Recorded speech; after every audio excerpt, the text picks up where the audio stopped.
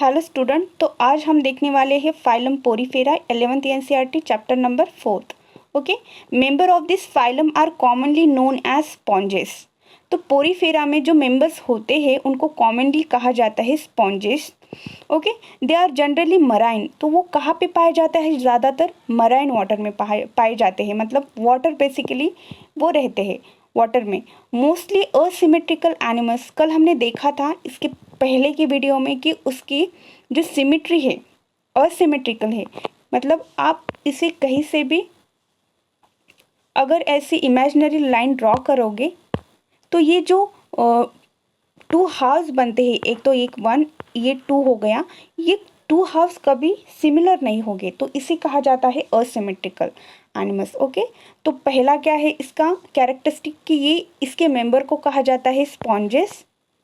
ये कहाँ पे पाया जाता है? मराइन में, मराइन वाटर में, और ये असिमेट्रिकल एनिमल होते हैं। These are primitive multicellular animal and have a cellular level of organisation. ये कौन सा ऑर्गेनाइजेशन देखते हैं? Cellular level of organisation. Sponges have a water transport or canal system. इनमें क्या होता है कि जब ये वाटर में ही रहते हैं तो वाटर को अपने अंदर ट्रांसपोर्ट करने के लिए कैनल सिस्टम होता है। वाटर जिससे तहत वो अंदर जाता है इनकी बॉडी में। ये जो आपको दिखाई दे रहा है, ये इसमें ये पोर्स है। ओके, ये पोर्स है, आप यहाँ पे देख सकते हैं छोटे छोटे डॉट दिखाई दे रही है, ये पोर्स है। इसके थ्रू क्या होता है कि पानी इसके अंदर जाता है, वाटर इसके अंदर जाता है और वो सेंट्रल कैविटी में जमा हो जाता है। सेंट्रल कैविटी आप यहाँ पे समझ सकते हैं कि ये इसका सेंटर है, ये इसका सेंटर है। ओके, ये इसका सेंटर है। सेंट्रल कैविटी को क्या कहा जाता है कि स्पॉन्जोसेल, स्पॉन्जोसेल कहा जाता है। इसमें ये वाटर जाता है और जो भी उसके खाने पीने का सामान होता है वो सेंट्रल कैविटी, ये है जो स्पॉन्जोसेल है। तो यहाँ पे सारा वो जाता है और जो पानी इसमें बॉडी में एंटर हुआ वो किसके थ्रू हुआ? ऑस्टिया के थ्रू। जो पोर होते हैं क्या कहा जाता है? इन्हें छोटे छोटे स्पोर को ऑस्टिया कहा जाता है। और यही पानी जब उसके शरीर से, उसके बॉडी से बाहर जाता है तो उसे कौन से कैविटी से बाहर जाता है? तो उसे कहा जाता है ऑस्कलम। ऑस्कलम जिससे वाटर एंटर होता है उसको ऑस्टिया कहा जाता है, और वही पानी उसके बॉडी के बाहर जाता है, उस कैविटी को क्या कहा जाता है कि ऑस्कलम कहा जाता है। This pathway of water transport is helpful in food gathering. अब ये इनको भी फूड लगता होगा, खाने को पानी लगता होगा, फूड लगता होगा, तो इससे क्या होता है ये वाटर के साथ अपना फूड भी एंटर करते हैं अपने बॉडी में, और जब वो सेंट्रल कैविटी स्पॉन्जोसेल में वो आ जाता है तो वो गैदर होता है फूड यहाँ पे, और जो भी पानी है या अनवांटेड प्रोडक्ट है वो बाहर कहाँ से निकलते हैं? ऑस्कलम में। ओके, आपको समझ में आ गया? तो this pathway of water transport is helpful in food gathering, respiratory exchange and removal of waste. तो ये जो पाथवे है ये रेस्पिरेशन में, उनको भी सांस लेनी होती है, जो भी लिविंग थिंग होते हैं उनको भी फूड चाहिए होता है, सांस लेनी होती है, उनका भी अगर वो फूड खाते हैं तो उनका भी कुछ रिमूवल होता है वेस्ट मटेरियल, तो वो निकालने का जरिया क्या होता है? ये ऑस्कलम होता है।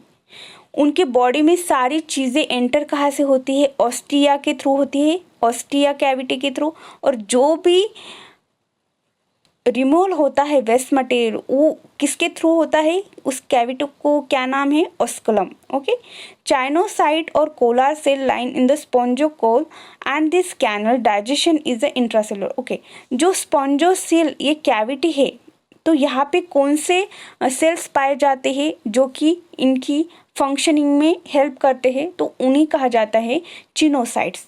ओके, आप कैसे भी आपकी जैसे भी आपको प्रोनाउंसिएशन करना हो, चिनोसाइट, ओके, ऐसे कर सकते हैं। इनका डाइजेशन क्या है? इंट्रासेलुलर है, क्योंकि ये डाइजेशन इंट्रासेलुलर ऑस्टिया के थ्रू यहाँ पे फूड गैदर होता है इंटरनली इंटरनली ये डाइजेस्ट कर लेते हैं, वो जो भी वेस्ट प्रोडक्ट होते हैं वो ऑस्कुलम से बाहर निकल जाता है। तो उनका डाइजेशन क्या है, intracellular. The body is supported by the skeleton made up of spicules और स्पोंजिया फाइबर्स। उनकी बॉडी में जो ये स्केलेटन होता है, ये जो बॉडी बनी है किससे बनी है, स्पॉन्जिया फाइबर से बनी है, इसीलिए तो इसे स्पॉन्जेस कहा जाता है ना। मतलब ये बहुत ही लचीले होते हैं स्पॉन्जेस।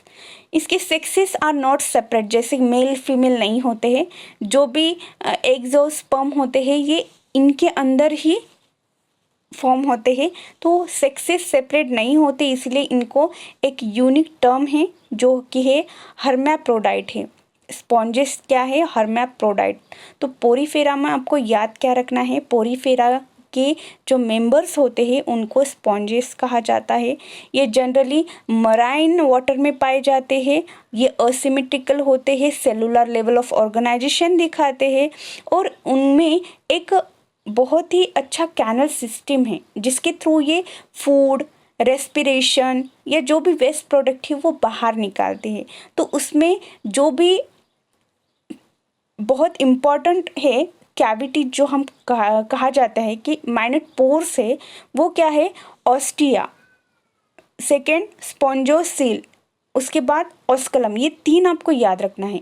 ऑस्टिया क्या करता है, जो भी वाटर है, फूड है, वो इन पोर्स के थ्रू इनके बॉडी के अंदर आ जाता है। स्पॉन्जोसील में वो गैदर होते हैं और अनवांटेड प्रोडक्ट वो ऑस्कलम से बाहर निकालते हैं।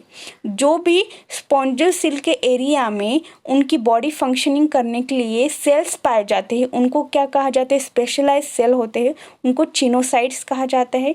इनका डाइजेशन इंट्रासेलुलर होता है और इनकी ये बॉडी लचीली होती है। बॉडी लचीली होती है, इस किससे बनी होती है, तो ये स्पॉन्जिया फाइबर से बनी होती है या स्पिकुलस से बनी होती है।